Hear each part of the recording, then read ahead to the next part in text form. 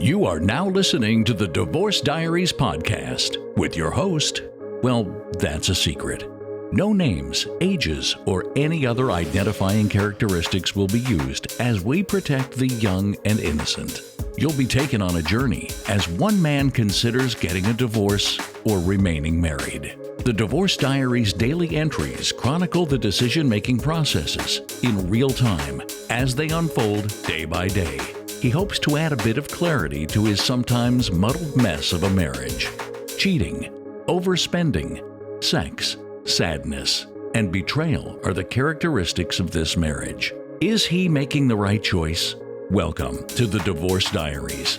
Entire seasons are released on Patreon weeks before anywhere else at Divorce Diaries Podcast Patreon page. Link below in description. Now for today's episode. I hope this recording doesn't get too ranty, because I am a little bit angry, and I want to make sure that I'm not going to slip back into my red pill rage sort of recordings that I recorded initially on Divorce Diaries, where I was just coming from a place of straight up anger and frustration.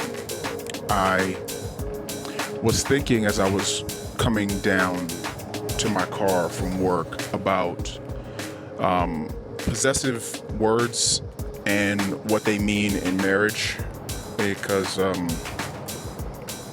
like I said, I'm not trying to, for the purposes of how I was doing it before, air my family's and my kids' dirty laundry, sort of putting everyone's business out there, not with the same motivations. The only motivation I have now is to record healthy diary entries for the things that I am experiencing and feeling. So in this diary entry, I want to talk about why I don't think that I can, will, should ever get over the things that my wife has done. And this is going to be a little bit more gender specific. So if you're a woman listening to these recordings that's in a long-term relationship, just understand you're going to hear me say things from the point of view of a man and how he's affected by certain events in his life. And if you're a man, I wonder maybe if you can empathize with what I'm saying. So, as a man, when you take a wife, you call her, that's my wife. And that means something. And a woman also, likewise, you say, hey, that's my husband. And I think we use those words, and I think we choose those words for very specific reasons. It seems like, on the face of it, it's a term of endearment. And, hey, that's my wife. That's my husband. But I guess that statement is probably used that way, and we should probably respect what those words mean. And let's go into it a little bit. That's my wife. We've got to take the possessive of that. Mine, my wife.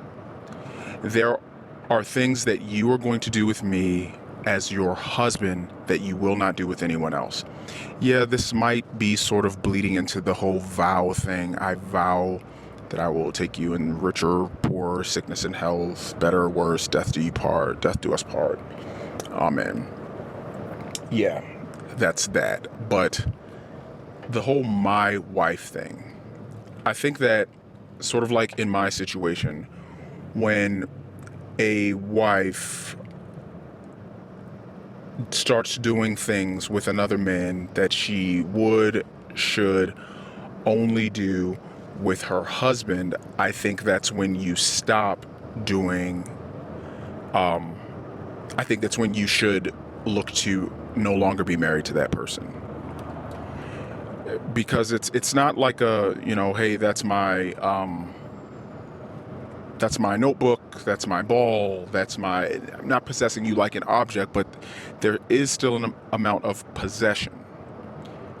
And there's a guy that's really big on YouTube right now. His name's Kevin Samuels, and he says something, he talks about wives belonging to their husbands. And I guess let's just peel that onion just a little bit. And if a man, let's go with all of the tropes that people say. Oh, men are possessive and they're egotistical and they're territorial. I think we're acknowledging the fact that a man might look at that phrase as that's my wife as a possessive phrase, like he possesses her.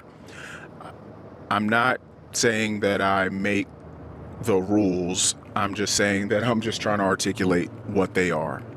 And if a man says, hey, that's my wife, he sort of does mean that. You are mine, you belong to me. That doesn't mean he wants to control you and enslave you and make you do certain things or whatever.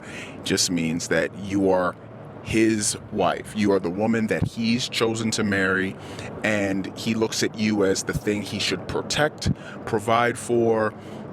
Maybe if you guys have kids, he will protect and provide for those children. You are mine in that sense. You are mine. Like, you're my goldfish. I'm the one that feeds you. I'm the one that changes the water in your bowl. You belong to me, goldfish.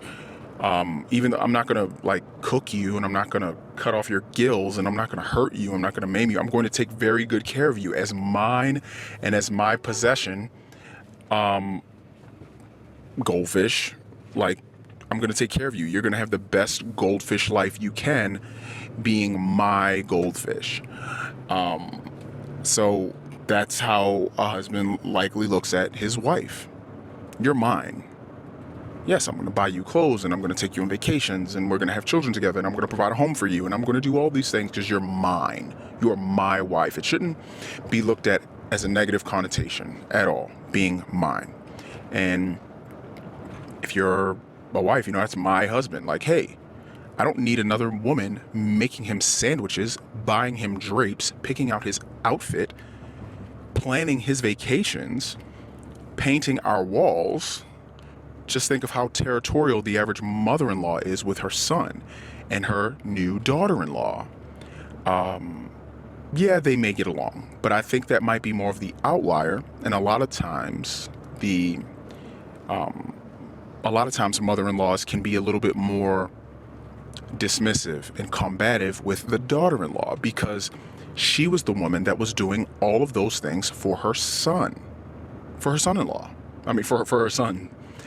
And that's my son. That is my son. That is the boy that I provide for, and that is the boy that I do this for. Eventually, that boy is no longer a boy. Eventually, he becomes a man. And eventually, that man gets married, and he takes a wife that ends up doing a lot of those things that he did with you.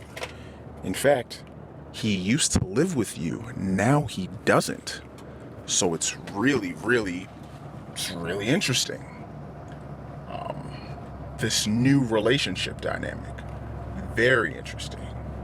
So what I have to say, I hope you're not taking it as a possessive, like you do what I say, like a slave and a master or something. I'm not saying that. So, husbands, when your wife proves to you that this is not a master-slave relationship, and she shows you how she does not belong to you, she is not your wife. Your body, her body is not yours. When your wife shows you those things, understand that respect has been lost, and you will likely no longer look at her in the same way. It's just a statement of fact. Your wife has agency. She is not yours in the way that you would like her to be, or the way that you thought.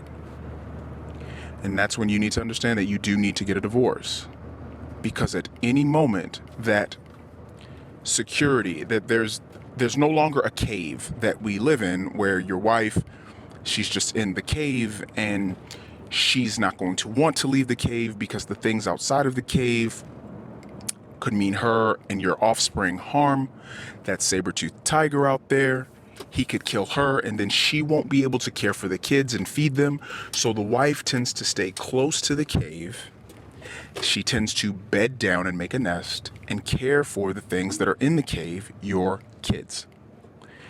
But when you either no longer have kids or things start going a little bit sideways with things, when things start going sideways, you need to understand that at any moment, that thing that you hold precious, sacred, your wife has agency. So you either need to do what I'm going to do.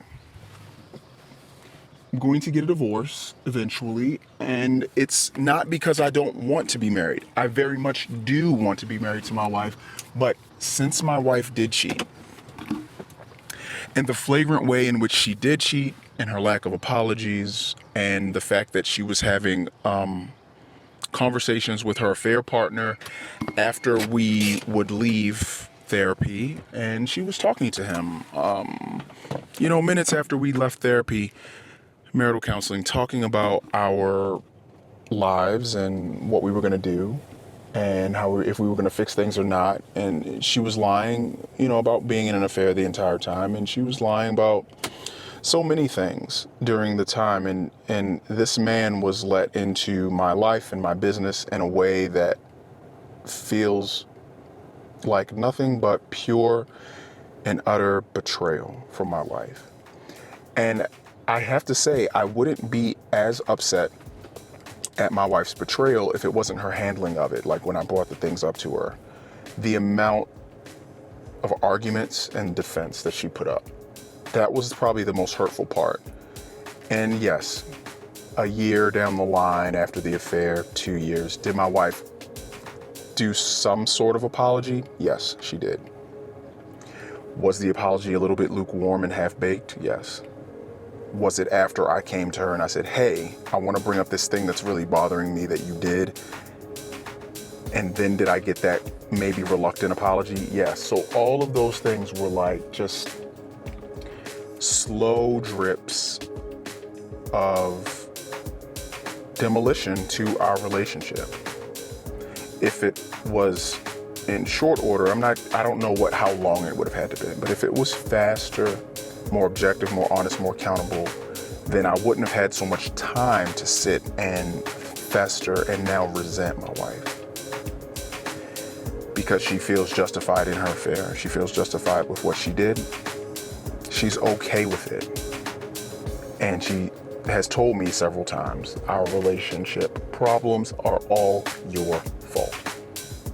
And when she said that, after she said that enough times, it sunk in with me, probably in a way that she may not have anticipated, because she doesn't know that we're going to get a divorce. She just knows that I'm having bad days most days, and she knows that I don't really want to have a whole lot to do with her typically. But she is under the impression that, yeah, he's just in a mood again. He's just in a mood again. That's what I'm gleaning from all of this. But I'm not in a mood. This is how I'm permanently feeling now. My wife she's not the same woman to me now that she once was. Wow. That was the Divorce Diaries podcast. The Daily Saga will continue tomorrow. The full season's episodes are on Patreon now. Subscribe for early access. Click the Patreon link in the description. Hopefully, these entries help our anonymous recorder as a form of his own personal therapy. That's his hope and his intention. Will these recordings of life's curveballs lead this family to the best resolution in the end? We'll keep listening. New episodes are released daily on all podcast players, but all episodes are available on Patreon at Divorce Diaries Podcast Patreon page. Until next time.